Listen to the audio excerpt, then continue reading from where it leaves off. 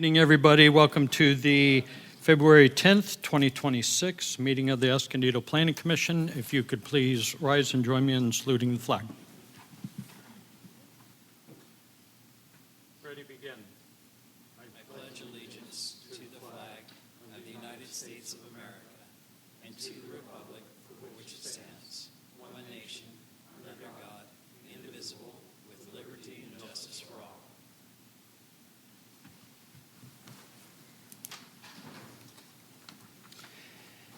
If we could get the roll call, please. Chair Weiler, Here.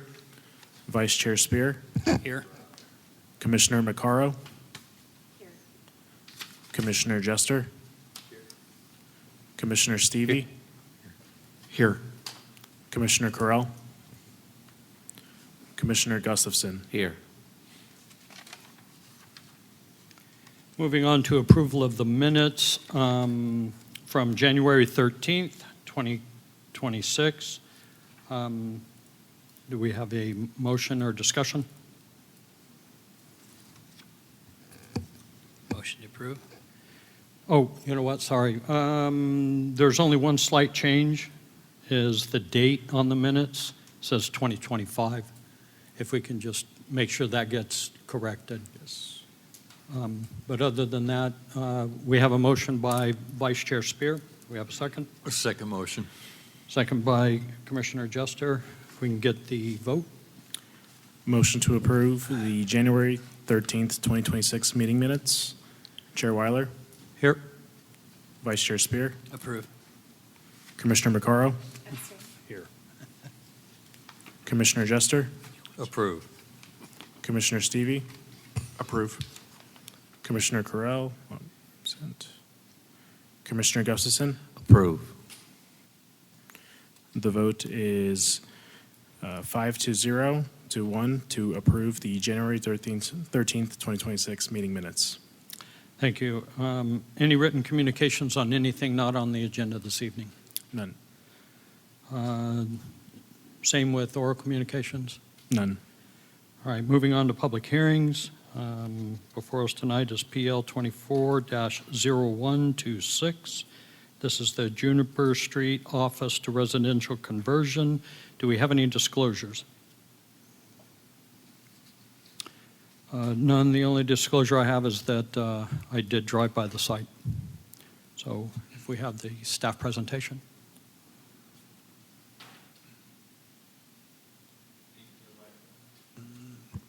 Thank you, Chair Weiler, and good evening, Planning Commissioners. Ivan Flores, Principal Planning with the Planning Division, and I'll be presenting on item 2 this evening.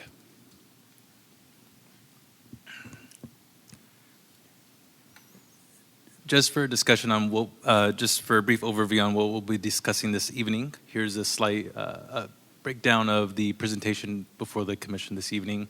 We'll discuss what's being requested by the applicant, some background on the subject site, project analysis as it pertains to compliance with the downtown specific plan, and then we'll go over the project plans, public comment that we received up to this evening, environmental review, and the recommended action as detailed in the staff report. On May 15, 2024, the applicant Darshan Patel submitted a plan development permit to allow for ground floor residential uses on the subject site, a design and review permit for the conversion of an existing office building to 32 residential units with minor site modifications related to parking and construction of a trash enclosure. Additionally, the applicant requests a density bonus request to allow an increase in the allowable density on the subject site and the use of incentives and concessions and waivers as permitted by state density bonus law in Article 67 of the Escondido Zoning Code.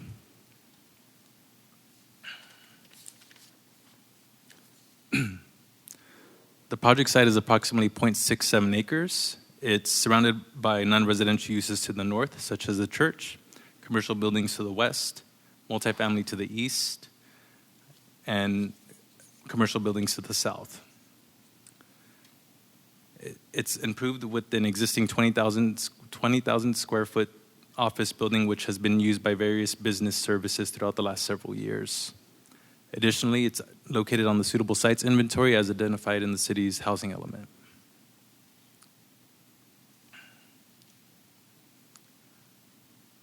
The property has a general plan land use designation of specific planning area 9, which is the downtown specific plan. Within that specific plan, it's within the Southern Gateway Land Use District, which permits residential development subject to a planned development permit if they're proposing ground floor residential uses. This area has historically been developed with single-family dwellings. However, many of those single-family dwellings have been converted to non-residential uses.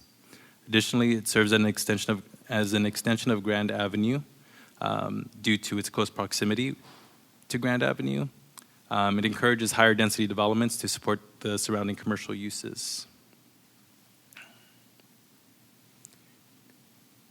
Here we have a table detailing the allowable density on the site, subject as allowed by the downtown specific plan. The downtown specific plan allows 45 dwelling units per acre. At 0.67 acres, that would approximately be 30 dwelling units. Of those 30 dwelling units, the applicant is proposing to deed restrict 8 of those for low-income households, which amounts to about 26% of those units being deed restricted.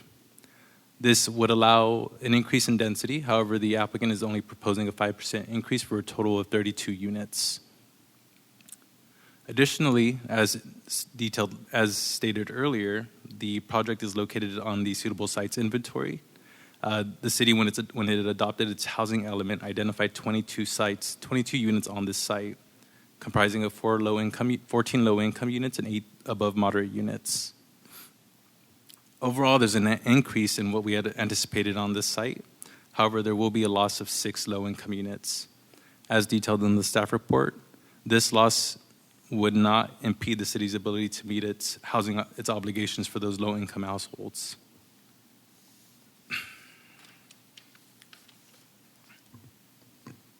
Additionally, the project is afforded 3 incentives and/or concessions due to its deed-restricted units. Typically, at a 24% affordability rate, the applicant would be afforded 3 incentives. So this allows them to use it 3 since they're proposing 26.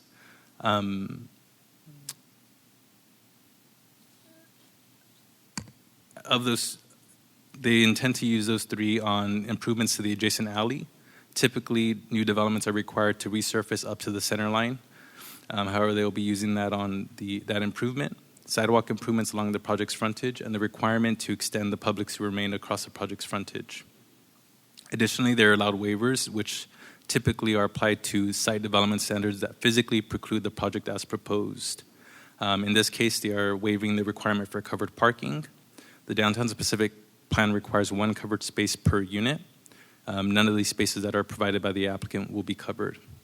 Additionally, they're waiving the open space requirement, which would be approximately 9,600 square feet, and they will retain the existing landscaping as it exists today.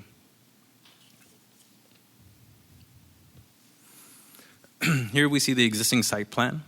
There is currently 61 off-street parking spaces that are perpendicular to the alley, which we see in this area.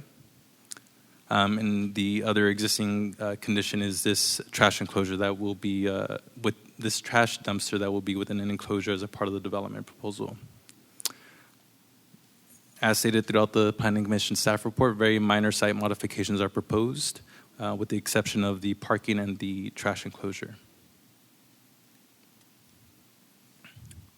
Here's the new proposed site plan. The applicant is proposing 7 spaces parallel to the alley,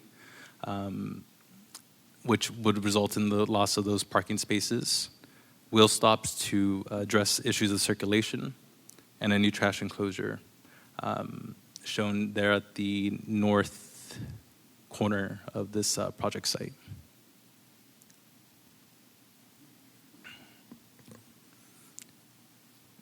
As detailed in the Planning Commission staff report, very minor modifications are proposed not only to the site, but to the building.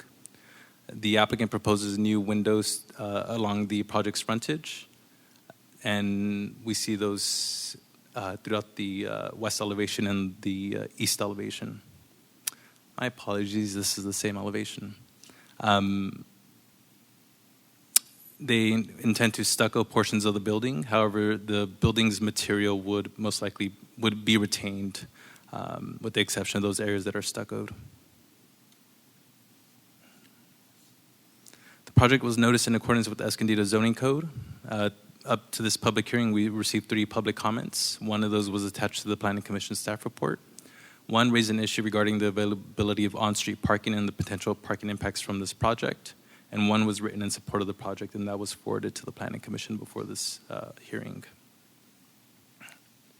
Pursuant to the California Environmental Quality Act, the project was determined to be exempt from further environmental review as a Class 32. A draft notice of exemption was attached to the Planning Commission staff report for your consideration. Based on the analysis contained in the staff report and planning staff's presentation this evening, we recommend that you adopt resolution number 2026-02, recommending that the council approve the project, subject to the draft conditions of approval.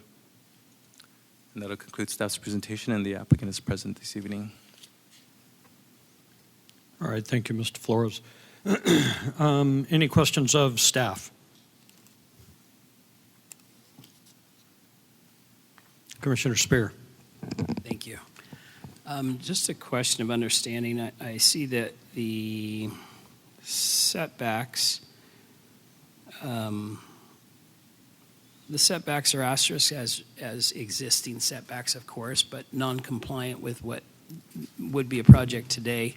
How did we get to the setbacks as they currently are? I mean, were they different standards before, and now they're just not what it wouldn't work today, but they did then? How did we get there? Yeah, so considered legal non-conforming. So they existed at the time that the building was, those standards existed at the time that the building was constructed in the 1970s. We would have to do a little more research as to what existed back then. Yeah. But under the Southern Gateway District requirements now, and which is detailed in the Downtown Specific Plan, those setbacks wouldn't comply today. So because they were established before, as long as there's no increase in that nonconformity, there is no requirement that they meet that setback. Sure, that makes sense. Second question is sort of not relevant, but I do have a curiosity, and that is if the applicant were changing the building and was requesting a setback such as this that would not be conforming, would that be a potential waiver that they could ask for, is my first question. If that's what the applicant was proposing. Okay, so if there were a circumstance like that, then one of the criteria where we do have discretion to review that is in safety issues. So as a body, if we were confronted with a question that could come up like that, how would the safety aspects of a review like that take place? Would staff look at that ahead of time? What would that process look like? I'm curious. Yeah, so typically we would review that in conformance we would review that concurrently with our staff development committee to see if there are any public health and safety issues. So that would include fire and building. And so we would come to that determination before the hearing. Okay. And it's probably too difficult to know how they would critique something like that. It's pretty simple when there's a codified limit to setbacks. This is how far you need to do it, as opposed to taking a look at an exception like that. And the criteria that they would use, we probably don't know what that is at this point. That's probably an intensive question we would ask him at the time. Or is there an established off-the-cuff answer for that kind of a review? I mean, would they pull it up somewhere and say, well, you can have an exception, but there is some limitation to that, and here's the criteria for that? Or is that a discretion that they would make, an evaluation they would make at the time? Do you know? So if they were proposing a setback reduction and relying on that density bonus, and then if the finding was, well, this is a health and safety issue, we would have to most likely confer with legal counsel as to what the evidence is that is a health and safety issue. But I would say that there's no set criteria as to what that is defined as. Okay. That's fair. I'm just thinking of our responsibility to say, well, we don't intervene with our discretion because we don't have any unless there's a safety issue. How do we make sure that if we do get to an exception like that, that we can be good stewards and verify that there isn't a safety issue? We would definitely lean on staff and others to tell us that, but I just am trying to understand what mechanism we could look back and say, oh yeah, look, they did a good job of it. We don't have to worry about that.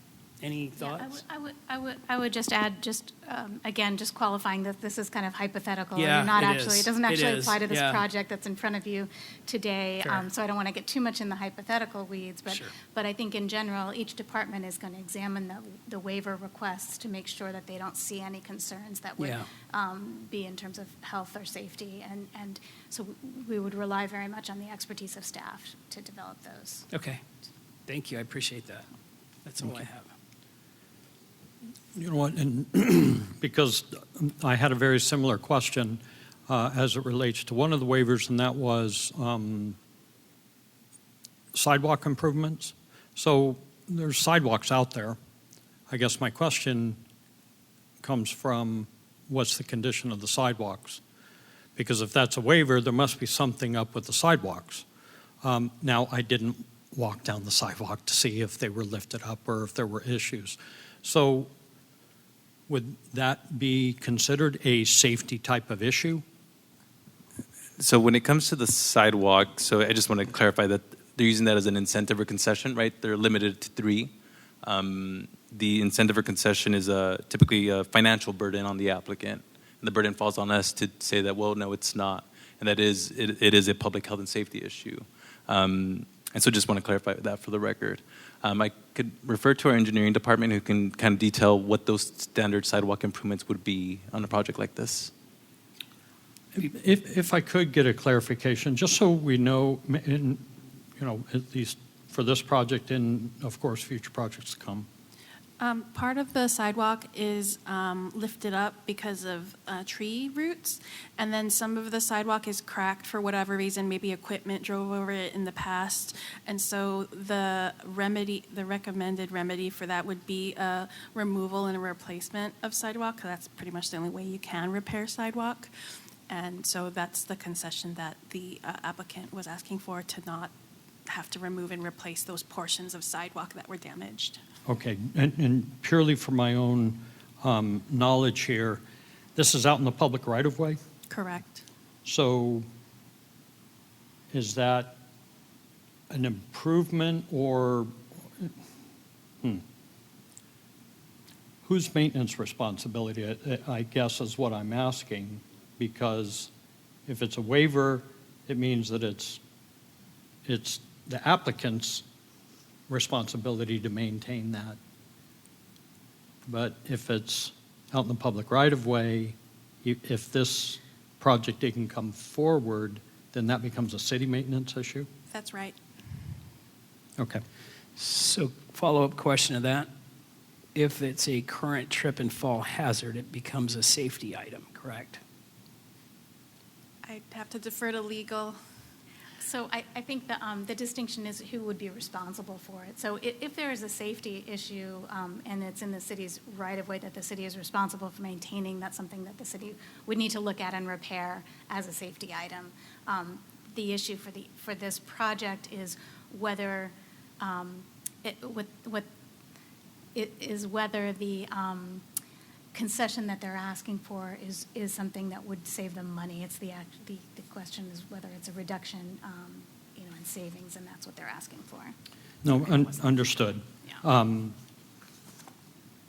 I ask a follow-up question to understand here? Yes. You're saying that because the item that we're talking about is on city property, then our criteria to look at this is not a safety item for the applicant, it is a financial item only.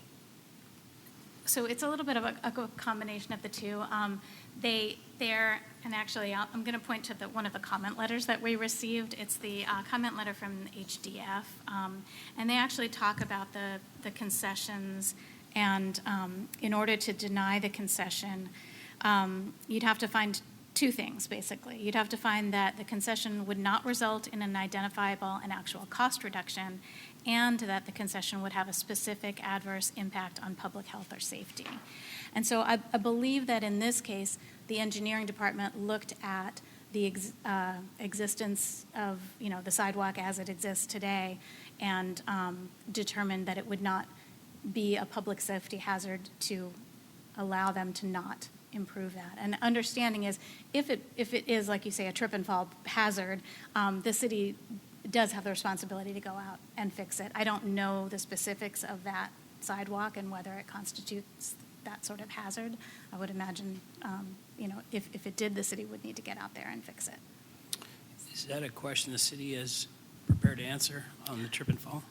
I'm not prepared to answer like how severe the lifting of the panels are. I know that typically when we have developments come in and like the pavement or the minor concrete fronting their property could use improvements, we do include it in the conditions. But I don't know the severity of the lifting of the sidewalk as to if it would pose a severe hazard for tripping and falling.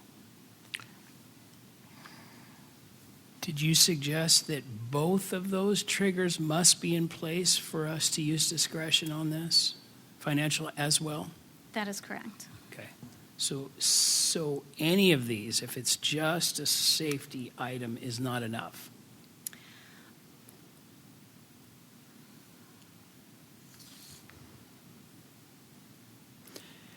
No, if you could make the finding that granting the concession would result in a specific safety hazard or significant impact on public health or safety, and there was substantial evidence in the record to support that finding, you could deny that concession. But the city has identified there are maintenance items. None of them have been identified as safety concerns at this point that we're aware of, correct? That's right. Okay. Yeah, I think that was the point that I was going to bring up as well, that it appears that engineering took a look at this from that safety aspect and didn't identify it as a safety issue, so. Okay. And Commissioner Macaro has a question? I walk by this building every day. I'm fine. It does need improvements in the sidewalk for sure, but I'm okay. You didn't see anything that scared you? No. But I do have a question regarding, it is part of Old Escondido Historic District, isn't it, this building? Or is it right outside? It's on the corner of 4th? We would need to look into that to confirm, but I believe it's near the boundary of the old Escondido neighborhood. That is correct. Yeah, it's definitely on the boundary. I don't know if it qualifies as being, because it touches 3rd as well, and the boundary stops at 4th. But the sidewalks are also very narrow in Old Escondido as well. So the sidewalk in front of this building is also narrow. So there's, it definitely needs improvements, but like I said, I'm not going to trip and fall. Yeah. I have a question for staff. Commissioner Stevie. Yeah. I don't know if this is directed toward planning, engineering. Since this property is being converted from office to residential, the use is changing as well. Specifically, if it's an office space, there isn't a lot of evening use. Residential, there's probably substantial evening use. Along with that, I'm wondering, are there lighting requirements, specifically along these sidewalks and other areas where there's going to be a lot more traffic during nighttime hours? One of the problems we have in that part of town is that there's not lighting. And I'm wondering if, as a part of the health and safety, city engineering in particular is looking at these conversions and needing to start installing lighting so that people who are walking those areas are safe. So was that something that was looked into? Is that a concession? What is that? Currently, the lighting requirements were to make sure that the driveway entrance is illuminated and also to upgrade the existing streetlight to a LED But there was no condition to install a new streetlight on that frontage. And I will jump in with, while not related to this project, there is a capital improvement project that was a multi-phase project, a two-phase project for Old Escondido lighting in the Old Escondido neighborhood. The first phase was completed. I will check on the second phase, which would have continued from where it ceased on Juniper all the way to Grand. So it would go past this structure. It's unrelated to this project, but it does speak to pedestrian lighting. So I will follow up with the commission on that. So I guess I would say that a consideration we might want to encourage planning, engineering to look at is, we're probably going to be seeing a number of these conversions from commercial to residential, especially as the medical district turns, right? And this could be a really great opportunity to just get some basic sidewalk lighting as a part of those projects for safety, to make that whole area more pedestrian friendly in alignment with the downtown specific plan vision of making that area pedestrian friendly. And this feels like a bit of a missed opportunity, and it is a safety concern. All these people are now, showing up in the evening hours when they previously were not, and there's not high visibility from a lighting perspective. So I'm just putting that on the record. Thank you. Any other questions of staff? Seeing none, does the, And just to confirm for Commissioner Maccaro, it is outside the OEN. okay. Does the applicant wish to make a presentation, make any statements?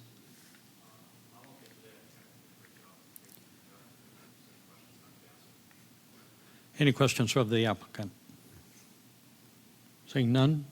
All right, we'll close public testimony. Discussion. Anybody have any comments? Concerns? Commissioner or Vice Chair Spear? Thank you.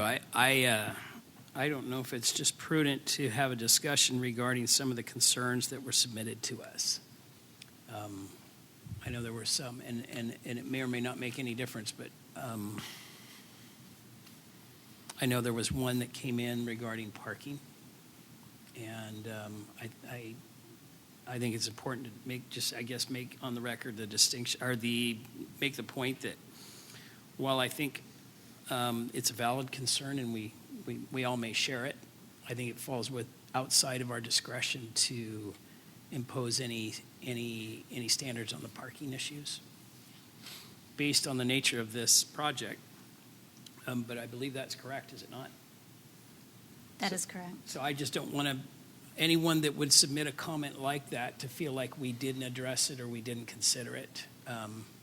It's just outside of our prerogative to do so. That's all. All right, thank you, Vice Chair. That's actually a very important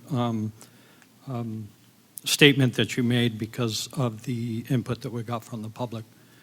So I do appreciate that. Any other comments, discussion? Seeing none, we'll entertain a motion. Motion to recommend approval to City Council on this item. We have a motion to approve. Do we have a second? Second. We have a second from Commissioner Jester. If we can have the vote, please. Motion to approve resolution number 2026-02. Chair Weiler, Yes. Vice Chair Spear, Yes. Commissioner Maccaro, Yes. Commissioner Jester, Yes. Commissioner Stevie, Yes. Commissioner Gustafson. Yes. The vote is 6-0 to approve resolution number 2026-02. All right, thank you.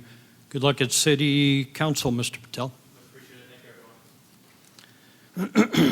Moving on to current business. I don't believe we have anything.